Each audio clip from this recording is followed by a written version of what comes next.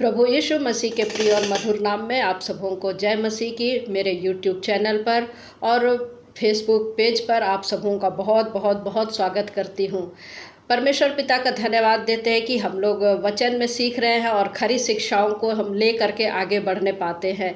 मेरे प्रिय, जब हमारे पास में ऐसी कुछ बातें होती है या हमारे मसीही जगत में गलत शिक्षाओं का जब प्रचार प्रसार होता है तो हम लोगों को बिल्कुल अच्छा नहीं लगता और फिर हम चाहते हैं कि हमारे लोग जो है जागरूक रहे, और उसी के संदर्भ में मैंने आज का ये वीडियो बनाने का फैसला किया है।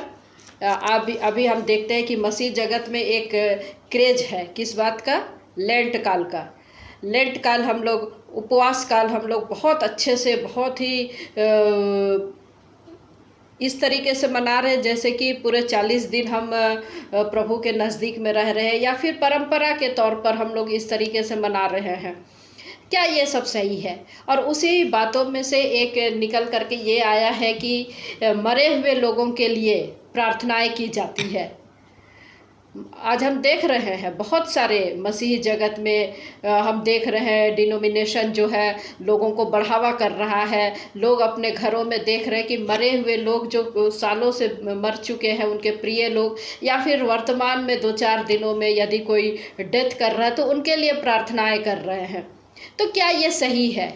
क्या ये सही है? तो आज मैंने इसी टॉपिक को लेकर के आया है कि हम जागरूक हों, हम परंपराओं में ना रहे, संस्थाओं के चलाने में ना चले, या हमारे अगुवे जो हमको सिखाते हैं उसको बिना सोचे, बिना समझे, बिना बाइबिल को पढ़े हम उनकी बातों को कैसे मान लें। तो उन्हीं बातों में से एक आज हम सीखने का प्रयास करेंगे कि क्या हमें अपने प्रियजन को जब हम खो देते हैं, वे लोग मर जाते हैं, तो हमको क्या उनके लिए प्रार्थनाएं करनी चाहिए?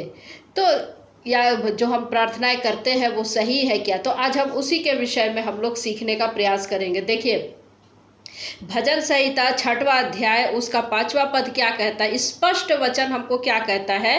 क्योंकि मृत्यु के बाद तेरा स्मरण नहीं होता, अधोलोक में कौन तेरा धन्यवाद करेगा। यहाँ पर हम देख रहे हैं दाऊद क्या कह रहा है कि जब हम मर जाते हैं तो जब मैं मर गया हूँ, या फिर मैं अपने ऊपर में ले रही हूँ कि यदि मैं मर गई हूँ तो फिर मैं कैसे परमेश्वर का स्मरण कर सकती हूँ, कैसे मैं अधोलोक में उसका परमेश्वर का धन्यवाद कर सकती हूँ? मैं कुछ भी नहीं कर सकती चूंकि मैं मर चुकी हूँ।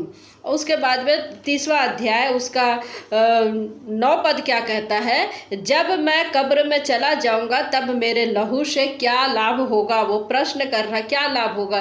क्योंकि हम देखते हैं कि जब हम मर जाते हैं, हमको जब मृत्यु प्राप्त हो जाता है, कुछ घंटों के बाद में ही हमारा जो लहू है वो पानी में बदल जाता है। हमारा जो लहू है वो पानी में बदल जाता है।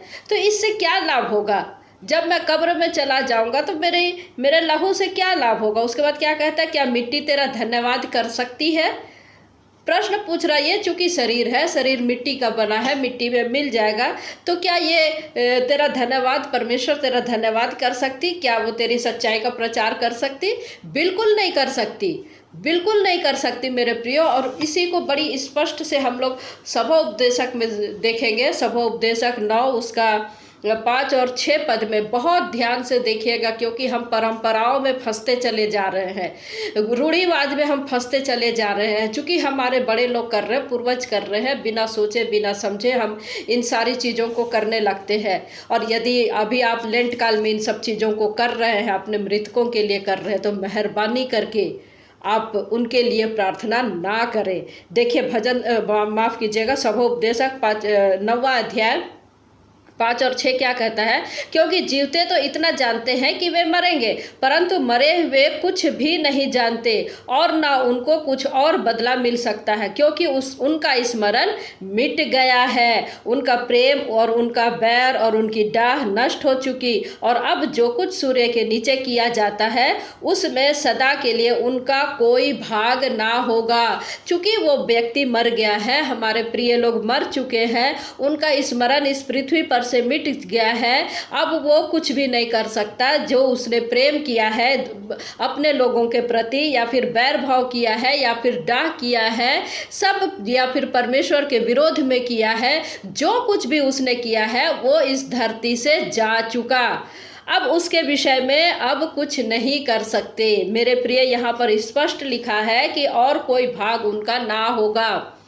तो अब जो उसने जो करना था वो तो कर चुका, अब उसका स्मरण इस पृथ्वी पर से मिट गया है। अब वो जो करना था उसके अनुसार उसका आगे कार्य होगा। तो हमको शिक्षा मिलता है कि मरने के बाद कुछ नहीं हो सकता। ना तो हम धन्यवाद कर सकते हैं, ना तो हम उसके लिए प्रार्थना कर सकते, कुछ भी हम नहीं कर सकते हैं। जो भी कुछ हम करते हैं इसी जीवन में हम लोग करते क्योंकि देखिए आगे हमको वचन क्या कहता है 10वां पद में, समोपदेशक 9 में, जो कुछ तुझे मिले उसे अपने शक्ति भर करना, क्योंकि अधोलोक में जहाँ तू जाने वाला है न काम, न युक्ति, न ज्ञान और न बुद्धि है।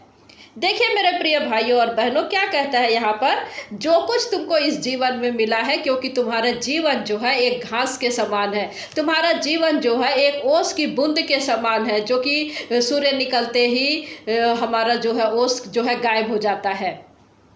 उसी प्रकार से घास को भी हम लोग देखते हैं, घास की आयु कितनी रहती, बहुत कम रहती है। तो मेरे प्रिय भाइयों और बहनों, यहाँ पर हमको वचन क्या बता रहा है कि जो कुछ तुमको मिले अब इस जीवन में, जो कुछ परमेश्वर ने आपको जिम्मेदारी दिया है उसको शक्ति भर करिए, क्योंकि अधोलोक में जहाँ तू जाने वाला है न काम, न युक्ति, न ज्ञान और न बुद्धि, कुछ भी काम नहीं आएगा। देखिए क्या कहता है वचन, इसलिए हमको बहुत ही सावधानी से अपने जीवन को जीना है, क्योंकि हमको चूँकि मेरे जीवन में जो भी हम कार्य करते हैं, चूँकि हमारा मरना अवश्य है, हम एक बार मर जाते हैं और उसके बाद में मैंने जो इस धरती पर कार्य किए हैं उसी का प्रभाव यहाँ पर पड़ता है, उसी का प्रभाव पड़ता है। देखिए यूहन्ना रचित सुसमाचार 5वां अध्याय उसका 28 और 29 क्या कहता है, यूहन्ना 5:28-29 क्या कहता है, इससे अचंभा मत करो, क्योंकि वह समय आता है कि जितने कब्रों में हैं वे उसका शब्द सुनकर निकलेंगे। जिन्होंने भलाई की है वे जीवन के पुनरुत्थान के लिए जी उठेंगे, और जिन्होंने बुराई की है वे दंड के पुनरुत्थान के लिए जी उठेंगे। देखिए कितना स्पष्ट कहता है वचन कि इससे अचंभा मत करो, क्योंकि वह समय आता है कि जितने कब्रों में है वे उसका शब्द सुनकर निकल आएंगे। इसका एग्जाम्पल हम लोग देखते हैं कि लाजर को हम लोग देखते हैं कि कैसे वो मर गया था 4 दिन से, और जब प्रभु यीशु मसीह ने उसको आवाज दिया तो वो कैसे वो जीवित हो गया। कितना स्पष्ट हमको यहाँ पर वचन बताता है कि मरे हुए लोग भी, 4 दिन से मरे हुए या सूखी हड्डी की तरह भी परमेश्वर का शब्द, प्रभु यीशु मसीह का शब्द जो कि पावरफुल शब्द है, उसके कान में जब पड़ता है वो उठ जाता है, मरा हुआ व्यक्ति भी उठ जाता है। तो जितने कब्र में है, जो लोग मर चुके हैं वे उसका शब्द सुनेंगे, जैसे लाजर ने सुना। तो मेरे प्रिय यहाँ पर हमको 2 बातें दिखाई देती है कि क्या कहता है 29 पद में, जिन्होंने भलाई की है वे जीवन के पुनरुत्थान के लिए जी उठेंगे, और जिन्होंने बुराई की है वे दंड के पुनरुत्थान के लिए जी उठेंगे। पूरा स्पष्ट है, जब तक न्याय नहीं किया जाता हम कहीं नहीं जाएंगे, हम अधोलोक में रहेंगे। भले ही हम कितने भी अच्छे कार्य क्यों ना किए हों, हम चाहे जितने भी अच्छे कार्य क्यों ना किए हों, हम अभी स्वर्ग नहीं बल्कि अधोलोक में जहाँ जा रहे हैं, जहाँ 2 डिवीज़न है, जिसमें एक हम देखते हैं कि अब्राहम की गोद है और एक को हम पीड़ा वाला स्थान कहेंगे, वहाँ पर हम रहेंगे। यानी कि जब शब्द होगा, जब तुरही का शब्द होगा, तो जितने कब्र में हैं वे अपने या फिर ये बोले कि जितने कब्रों में है अपना अपना कब्र दे देगी। जैसे कि हम प्रकाशित वाक्य की पुस्तक में पढ़ते हैं कि समुद्र ने अपने मुर्दे दे दिए, अधोलोक ने अपने मुर्दे दे दिए। तो यहाँ पर मेरे प्रिय भाइयों और बहनों, हमको 2 बातें दिखती है कि न्याय के समय में हम लोग देखते हैं कि सभी का पुनरुत्थान होगा, और जिन्होंने भलाई की है वे जीवन के पुनरुत्थान के लिए जी उठेंगे, और जिन्होंने अविश्वास किया है या जिन्होंने बुराई किया है वे दंड के पुनरुत्थान के लिए जी उठेंगे। देखिए दानियल नबी क्या कहता है, दानियल नबी की पुस्तक 12वां अध्याय उसका 2 पद क्या कहता है, जो भूमि के नीचे सोए रहेंगे उनमें से बहुत से लोग जाग उठेंगे, कितने तो सदा के जीवन के लिए और कितनी अपनी नाम धराई और सदा तक अत्यंत घृणा खिलौने ठहरने के लिए। तो मेरे प्रिय भाइयों और बहनों, हम में से सभी के कामों के अनुसार हम में से हर एक को क्या होगा, न्याय किया जाएगा। हमारे विश्वास का न्याय किया जाएगा। और न्याय कौन करेगा? परमेश्वर करेगा। परमेश्वर करेगा या प्रभु यीशु मसीह करेगा? प्रभु यीशु मसीह करेगा। तो मेरे प्रिय भाइयों और बहनों, हमको यीशु मसीह ने स्वयं कहा है कि दोष मत लगाओ कि तुम पर भी दोष ना लगाया जाए। तो हम लोग क्या करेंगे? जज नहीं कर सकते किसी का। मनुष्य जो है किसी को जज नहीं कर सकता, किसी का न्याय नहीं कर सकता। और प्रभु यीशु मसीह स्वयं यहाँ पर हमको कह रहे कि तुम किसी का न्याय मत करो, ये काम तुम्हारा नहीं है, क्योंकि न्याय करने का काम परमेश्वर प्रभु यीशु मसीह का है। तो हम मनुष्य किसी का न्याय नहीं कर सकते। मनुष्य जो है हम किसी का न्याय नहीं कर सकते। देखिए यहेजकेल 18 उसका 4 पद क्या कहता है?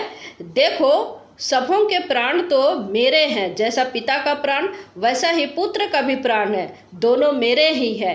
इसीलिए जो प्राणी पाप करे वही मरेगा। जो प्राणी पाप करे वही मरेगा। अर्थात हम सब का जो है अपना अपना न्याय देना है, हम सबको अपना अपना लेखा देना है। हम सब का अपना अपना जो हम इस धरती पर करते हैं वही हमारा जो है उसका लेखा दिया जाएगा। देखिए अब आगे क्या कहता है, यहेजकेल 18 में ही हम लोग देखेंगे 20 पद में क्या कहता है? जो प्राणी पाप करे वही मरेगा। ना तो पुत्र पिता के अधर्म का भार उठाएगा और न पिता पुत्र का। धर्मी को अपने ही धर्म का फल और दुष्ट को अपनी ही दुष्टता का फल मिलेगा। यानी कि हम जिस तरह भी से इस धरती पर कार्य किए हैं उसी के अनुसार हमको प्रतिफल मिलेगा। यदि हमने विश्वास किया है तो हम उसी विश्वास के अनुसार जीवन की पुनरुत्थान के लिए जी उठेंगे। और यदि हमने प्रभु यीशु मसीह पर विश्वास नहीं किया है, अविश्वास किया है या परमेश्वर का इनकार किया है, तो दंड के पुनरुत्थान के लिए जी उठेंगे। तो मेरे प्रियो देखिए हमको कितना स्पष्ट रूप से आज हमको बता रहा है कि हम मरे हुओं के लिए प्रार्थना हमको करना चाहिए या नहीं करना चाहिए। देखिए यूहन्ना रचित सुसमाचार हमको क्या कहता है? यूहन्ना जो है 3 अध्याय 18 पद में हम लोग को वचन क्या कहता है? 18 पद में क्या कहता है? जो उस पर विश्वास, उस पर अर्थात प्रभु यीशु मसीह पर, जो उस पर विश्वास करता है उस पर दंड की आज्ञा नहीं होती, परंतु जो उस पर विश्वास नहीं करता वह दोषी ठहर चुका, इसलिए कि उसने परमेश्वर के एक लौते पुत्र के नाम पर विश्वास नहीं किया। तो मेरे प्रिय भाइयों और बहनों, जिन्होंने विश्वास किया है उनके ऊपर तो दंड की आज्ञा वैसे ही नहीं है, परंतु जिन्होंने इनकार किया है वे दोषी ठहराए जा चुके। तो मेरे प्रिय भाइयों और बहनों, कोई व्यक्ति यदि अपने जीवन में इनकार करके मृत्यु को प्राप्त करता है, क्योंकि ये जरूरी नहीं कि वो प्रभु को या ईसाई बन जाता है तो वो पक्का विश्वासी है, ये जरूरी नहीं, या सही मायने में वो विश्वासी है ये भी जरूरी नहीं। तो क्योंकि प्रभु यीशु मसीह की आज्ञा का उल्लंघन करना और अपने इच्छा के अनुसार जीवन जीना भी प्रभु परमेश्वर का इनकार करना है। मैं रिपीट कर रही हूँ, प्रभु यीशु मसीह ने जो आज्ञा हमको सिखाया है उसका उल्लंघन करना और अपने इच्छा के अनुसार अपने जीवन को जीना भी परमेश्वर का इनकार करना है। परमेश्वर का इनकार करना है। तो इसलिए प्रभु यीशु मसीह ने स्वयं हमसे कहा है कि यदि कोई मेरे पीछे आना चाहे तो वह अपना इनकार करे, अपना क्रूस उठा के चले और मेरे पीछे हो ले, मेरे पीछे हो ले। यानी कि प्रभु यीशु मसीह ने हमें जो आज्ञाएं दी है, हमें जो शिक्षाएं दी है, उसको हमको अपने जीवन में अंगीकार करना है। और यदि हमने नहीं किया, हमने उसकी आज्ञाओं का इनकार किया, उसकी आज्ञाओं को, शिक्षाओं को हमने अपने जीवन में महत्व नहीं दिया, तो हम ऑटोमेटिकली ही हम प्रभु यीशु मसीह का इनकार कर रहे हैं, इनकार कर रहे। इसलिए हमको वचन हमको क्या कहता है कि यदि तुम मुझ में बने रहो और मेरी बातें तुम में बनी रहे। प्रभु यीशु मसीह ऐसे ही नहीं कहता कि हमसे जुड़े रहो, हमसे जुड़े रहो, ऐसे ही नहीं कहता। और ऐसे ही वो नहीं कहता कि तुम सत्य को जानो, तुम सत्य को जानो ताकि सत्य तुम्हें स्वतंत्र कर सके, सत्य तुम्हें स्वतंत्र कर सके। तो मेरे प्रियो, यदि हम वचन हमको बताता कि यदि तुम मेरी आज्ञाओं को मानोगे और मैं और मेरा पिता तुम्हारे साथ रहेंगे, मैं और मेरा पिता तुम्हारे साथ रहेंगे। किस प्रकार की सहभागिता, पिता, पुत्र और हमारे साथ में पवित्र आत्मा की संगति के द्वारा करता है परमेश्वर। हमको बने रहना है उसमें। यदि हमने उसकी आज्ञा का उल्लंघन किया है तो हमने तो इनडायरेक्ट रूप से ही हमने प्रभु यीशु मसीह का इनकार कर दिया। तो जो इनकार किया है वो दोषी ठहर चुका, वो तो ऑलरेडी दोषी ठहरा जा चुका।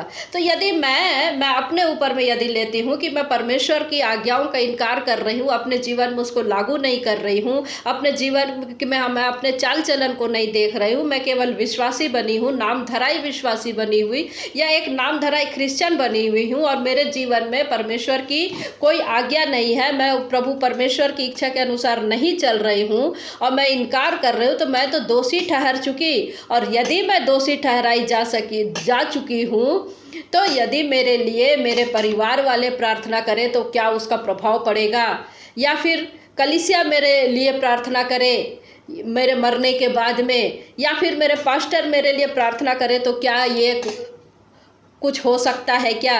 इसमें कोई फर्क नहीं पड़ेगा मेरे प्रिय। यदि मेरे लिए प्रार्थना करते हैं तो प्रभु परमेश्वर, हम देखते हैं कि कई बार हम लोग देखते हैं कि लोग प्रार्थना कर रहे हैं कि इसकी आत्मा को शांति दे, तो इन्हें स्वर्ग में स्थान दे दे।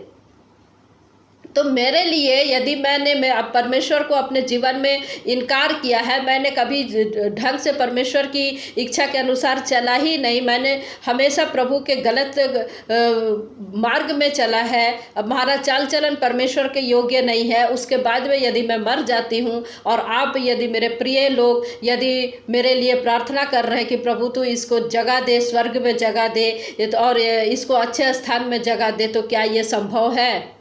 हम सीधे सीधे प्रभु यीशु मसीह के न्याय को हम लोग इनकार कर रहे हैं। यदि हम ये कहें कि प्रभु तो इसको दोषी मत ठहरा या प्रभु तो इसको गलत मत ठहरा और हम लोग उसके लिए प्रार्थना कर रहे, तो क्या होता है कि प्रभु मैं तो तुझे ही गलत ठहरा दे रही हूँ, प्रभु तो इसको गलत मत ठहरा, प्रभु तो इसको स्वर्ग में स्थान दे दे, तो इसकी आत्मा को शांति दे दे। हम ऐसी प्रार्थना नहीं कर सकते मेरे प्रियो। जब हम इस धरती पर जो भी हम करते हैं, हमारा अपना जो है बंडल वो बन जाता है, जो हम बनाते हैं वो बंडल यही बन जाता है। हम जो यहाँ पर करते हैं वही हम ले करके जाते हैं, क्योंकि जो है परमेश्वर जो है सच्चा न्यायी परमेश्वर है और उसके न्याय में हम इंटरफेयर नहीं कर सकते। प्रार्थनाओं के द्वारा हम दखल नहीं दे सकते, नहीं सकते। जब तक हम जीवित हैं अपने जीवन को देखें, जब तक हम जीवित हैं हम अपने जीवन को देखें। हम ऐसी कोई प्रार्थना नहीं कर सकते जो हमारे प्रिय मर गए हैं। प्रभु अब तो इसका जो जीवित है, यदि ऐसी इस प्रकार की जीवन है, चाल चलन है जो प्रभु को नहीं भाता है, तो हम जीते जी उनके लिए प्रार्थना करें अपने प्रिय के लिए कि प्रभु उसका मन फिरा, प्रभु तू उसके मन को बदल, प्रभु तू अपनी ओर खींच उसको, प्रभु वो तेरी ओर आए, प्रभु तू इसके जीवन में अपने वचन का कार्य कर, प्रभु तू वचन के द्वारा उसके जीवन को बदल। तो इस प्रकार की प्रार्थना आप अवश्य कर सकते हैं, लेकिन मरने के बाद में हम किसी के लिए प्रार्थना नहीं कर सकते हैं कि इसको स्वर्ग में स्थान मिले। प्रभु मैं प्रार्थना करती हूँ, ये गलत हो जाएगा।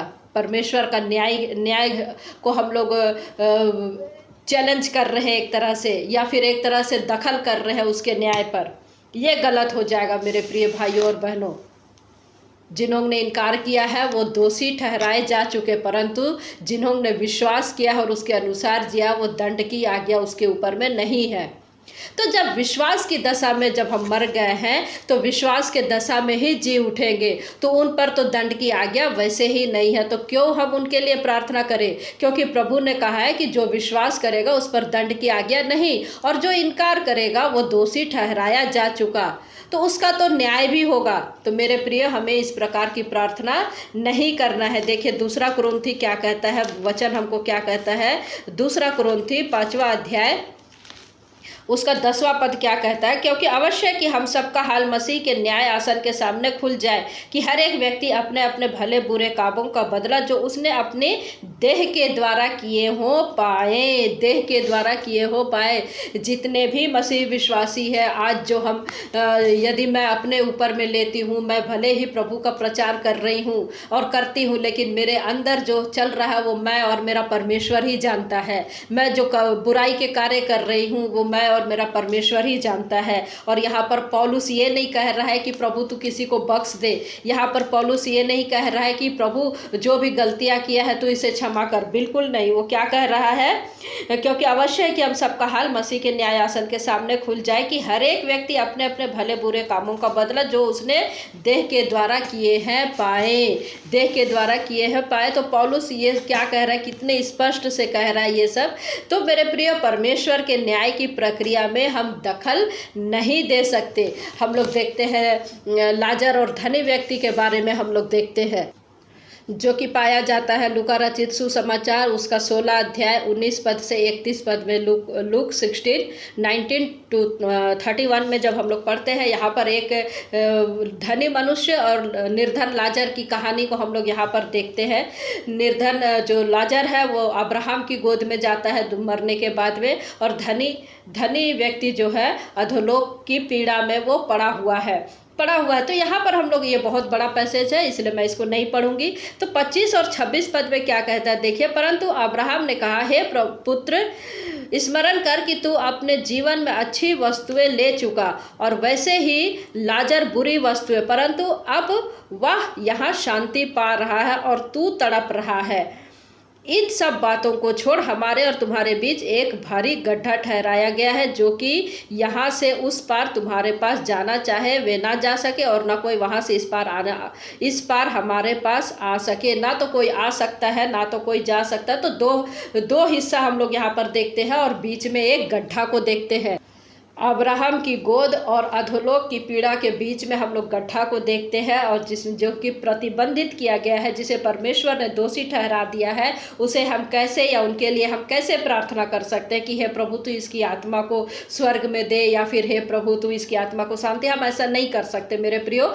तो हमको अपने अपने कर्मों के अनुसार हमारा जो है प्रतिफल है, हमारी प्रार्थनाओं का कोई फर्क नहीं पड़ेगा, वो गड्ढा वहाँ से नहीं भरा जा सकता मेरे प्रियो। तो जो कुछ है इसी धरती पर हमको करना है। इसीलिए हमने सभोपदेशक 9:21 से पढ़ा कि जो कुछ हमको मिलता है इस धरती पर हमको अपनी शक्ति के अनुसार करना है, शक्ति भर करना है, क्योंकि मरने के बाद ना तो हमारी बुद्धि, ना युक्ति, ना ज्ञान, कुछ भी काम नहीं आ सकता। तो हमें इन बातों में उलझे हुए नहीं रहना, हमको परंपराओं में नहीं रहना, हमको अपनी बुद्धि और विवेक और वचन को हमको स्मरण रखते हुए सही बातों पे ध्यान रखना। हमारा न्याय होना अवश्य है, क्योंकि पौलुस ने अभी 2 कुरिन्थी 5 अध्याय 10वें पद में कहा है। तो मेरे प्रिय, पौलुस ये नहीं कह रहा कि हमको क्षमा दे दे प्रभु, या मेरे प्रिय को क्षमा दे दे। मरने के बाद कोई क्षमा नहीं है, मरने के बाद में कोई प्रार्थना काम नहीं आएगी, मरने के बाद में कोई दान पुण्य काम नहीं आएगा, मरने के बाद में किसी प्रकार का कोई मीटिंग काम नहीं आएगा। जो हो गया, जो सो गया सो सो गया,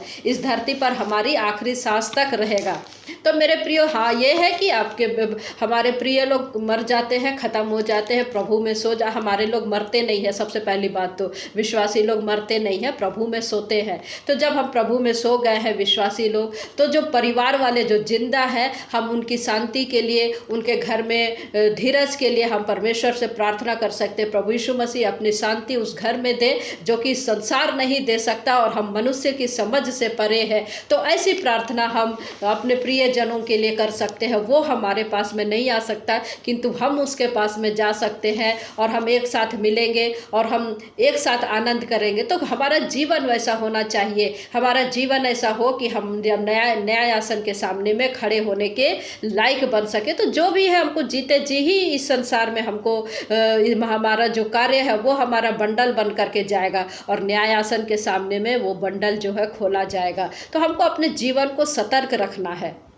हमारा न्याय होना अवश्य ही है। इब्रानी 9:27 क्या कहता है, और जैसे मनुष्यों के लिए एक बार मरना और उसके बाद न्याय का होना नियुक्त है, तो हमको हमारा न्याय होना निश्चित है। तो मेरे प्रियो, हमको सही शिक्षा की जानकारी रखना जरूरी है और उस सही शिक्षा में चलना जरूरी है। यदि आपने गलत शिक्षा पकड़ के रखा है और फिर आप उसमें चल रहे हैं, तो आप वैसे ही प्रभु यीशु मसीह का आपने इनकार कर दिया। तो हमको सही शिक्षा में चलना बहुत जरूरी है। और एक भी वचन यहाँ पर हमको सपोर्ट नहीं कर रहा है कि हमको मरे हुए लोगों के लिए, अपने प्रिय जो मर चुके हैं उनके लिए हम प्रार्थना करें। एक भी वचन हमको यहाँ पर सपोर्ट नहीं कर रहा है।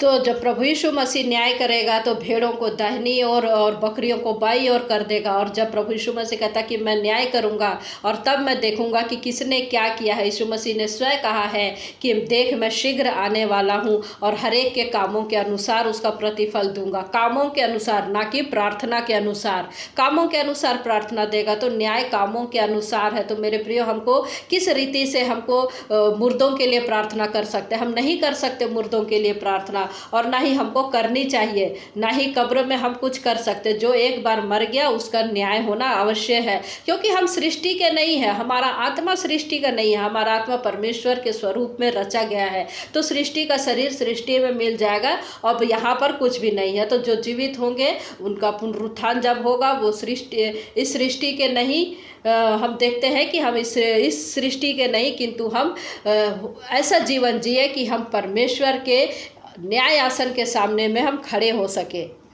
तो मेरे प्रियो, हमको अपने जीवन का महत्व को समझना है। हम जो विश्वास करते हैं, हम पर दंड की आज्ञा नहीं है, किंतु हमारा न्याय है, इसको हमको समझना है। और हम वचन को हम किस रीति से अपने जीवन में काम में लाते हैं। हम संस्था की बातों में हम ज़्यादा ध्यान तो नहीं देते, अगवे या तो गलत शिक्षा दे दिए तो हम उसी पे नहीं पकड़ के तो नहीं चल रहे हैं। हमको वचन को सीखना है और वचन को मानना है, और वचन जो ठीक रीति से जो हमको बताता है उसके अनुसार हमको अपने जीवन को बिताना है।